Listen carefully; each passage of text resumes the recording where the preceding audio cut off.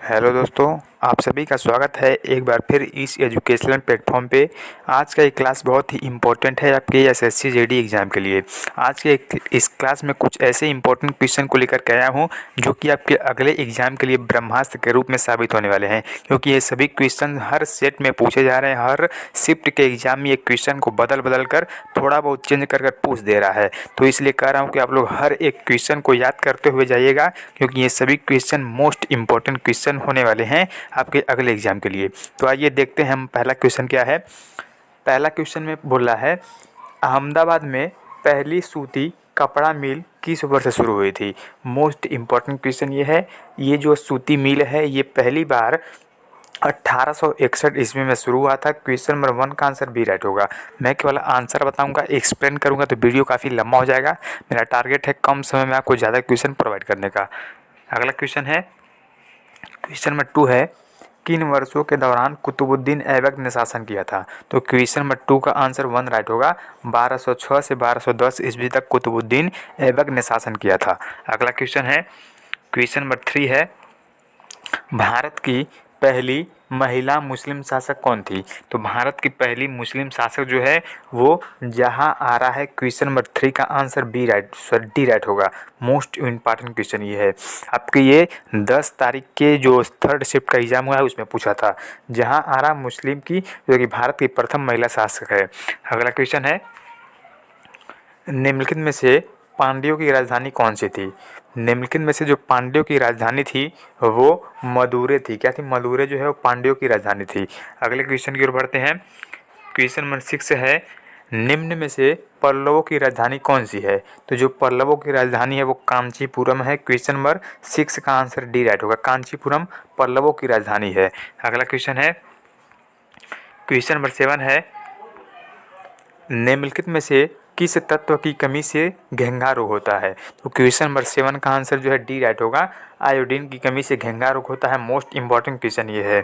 अगला क्वेश्चन है, question number 8 है, पावर ट्रांसफार्मर की कार्यप्रणाली का सिद्धांत किस नियम पर आधारित है। ये मोस्ट इंपॉर्टेंट क्वेश्चन है। करेक्ट आंसर जो है ए राइट होगा। ये फैराडे के नियम पर कार्य करता है। अगले क्वेश्चन की ओर बढ़ते हैं। क्वेश्चन नंबर 10 है, क्वेश्चन नंबर 9 है, रडार सिस्टम में उपयोग की जाने वाली तरंगे किस प्रकार की तरंगों का उदाहरण है। क्वेश्चन नंबर 9 का आंसर जो है वो 1 राइट होगा। ये सूक्ष्म तरंगों की उदाहरण है। क्वेश्चन नंबर 9 का आंसर ए राइट होगा। अगला क्वेश्चन है, क्वेश्चन नंबर 10 है, एक उड़ते हुए चक्के की प्रति सेकंड घूर्णन किसके मापी जाती है। बोला कि ये एक प्रति सेकंड घूर्णन की, घूमते हुए घूर्णन की गति जो है वो किससे मापी जाती है। तो इसका जो करेक्ट आंसर है वो डी राइट होगा। स्टोबो स्कोप से इसकी जो गति है वो नापी जाती है। अगला क्वेश्चन है, निम्न में से कौन प्लाज्मोडियम परजीवी का वाहक है। क्वेश्चन नंबर 11 का आंसर जो है वो 1 राइट होगा। मच्छर जो है वो प्लाज्मोडियम परजीवी का एक वाहक है, एक उदाहरण है।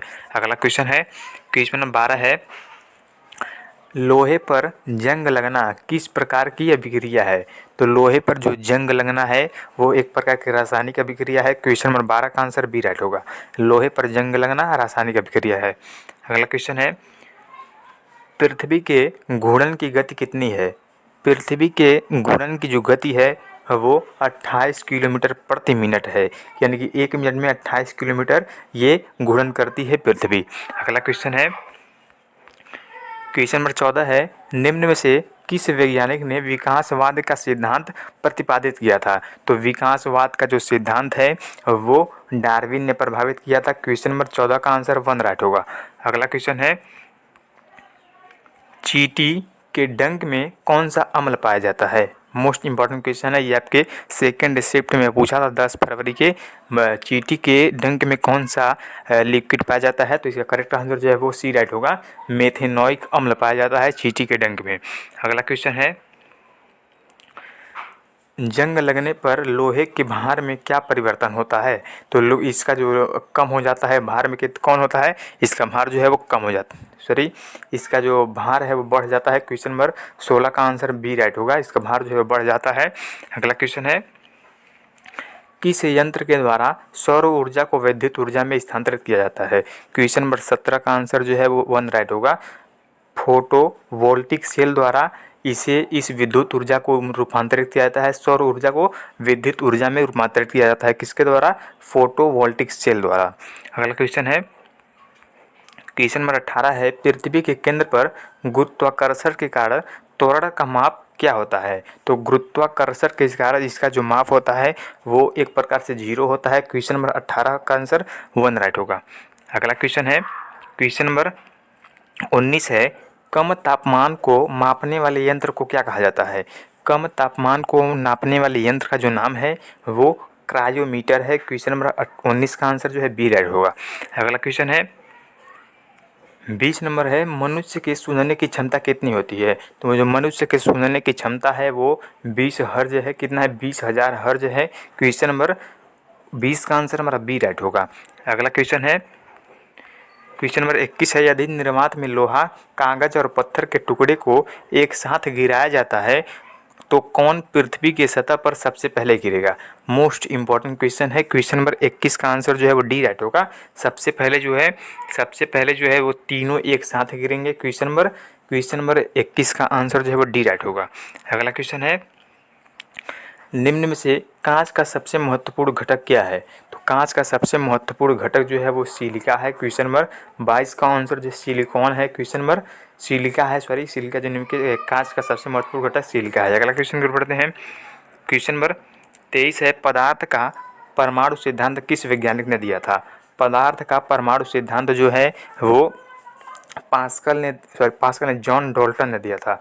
ये गलत है। जॉन डाल्टन ने पदार्थ का परमाणु सिद्धांत दिया था। अगला क्वेश्चन नंबर 24 है, वॉशिंग मशीन किस सिद्धांत पर कार्य करता है? मोस्ट इंपॉर्टेंट क्वेश्चन है, वॉशिंग मशीन किस सिद्धांत पर कार्य करता है? तो इसका करेक्ट आंसर अपकेंद्री होगा। क्वेश्चन नंबर 24 का आंसर 1 राइट होगा। ये अपकेंद्री पर कार्य करता है। अगला क्वेश्चन है, आघूर्ण बल की एसआई इकाई क्या है? आघूर्ण बल की एसआई इकाई जो है वो न्यूटन मीटर है। क्वेश्चन नंबर 25 का आंसर बी राइट होगा। अगले क्वेश्चन को पढ़ते हैं। क्वेश्चन नंबर 26 है, अल्जाइमर रोग मानव शरीर के किस अंग को मुख्य रूप से प्रभावित करता है? क्वेश्चन नंबर 26 का आंसर ए राइट होगा। ये मस्तिष्क को सबसे अधिक रूप से प्रभावित करता है। अगला क्वेश्चन है, अस्थि मज्जा में रुधिर कणिकाओं के निर्माण को क्या कहा जाता है? तो इसके रुधिर कणिकाओं को जो है हम लोग इसे हेमेटोपाइसिस के नाम से जानते हैं। क्वेश्चन नंबर 27 का आंसर हमारा बी राइट होगा। अगला क्वेश्चन है, फ्लोरोसेंट लैंप में चौक के उपयोग का मुख्य उद्देश्य क्या है? तो इसके उपयोग का जो मुख्य उद्देश्य है वो विद्युत धारा के प्रवाह को कम करना है। क्वेश्चन नंबर 28 का आंसर ए राइट होगा। अगला क्वेश्चन नंबर 29 है, यदि किसी तत्व का परमाणु भार बराबर है लेकिन परमाणु क्रमांक भिन्न भिन्न है तो उसे हम लोग क्या कहेंगे? तो उसे हम लोग समस्थानिक के नाम से जानेंगे। यदि किसी तत्व का परमाणु क्रमांक बराबर है लेकिन परमाणु भार भिन्न भिन्न है तो उसे हम लोग समस्थानिक कहेंगे। आज का हमारा लास्ट क्वेश्चन है। क्वेश्चन नंबर 30 है, निम्न में से किस किरणों का उत्सर्जन रेडियो एक्टिविटी के दौरान नहीं होता है? तो क्वेश्चन नंबर 30 का आंसर जो है इसका करेक्ट आंसर जो है वो कैथोड किरणें होगा। कैथोड किरणों की वजह से इसका जो रेडियो एक्टिविटी के दौरान नहीं होता है, कैथोड किरणों की वजह से। ऐसे इंपॉर्टेंट क्वेश्चन के लिए आप लोग चैनल को सब्सक्राइब जरूर कीजिएगा। मिलते हैं नेक्स्ट इंपॉर्टेंट क्वेश्चन के साथ।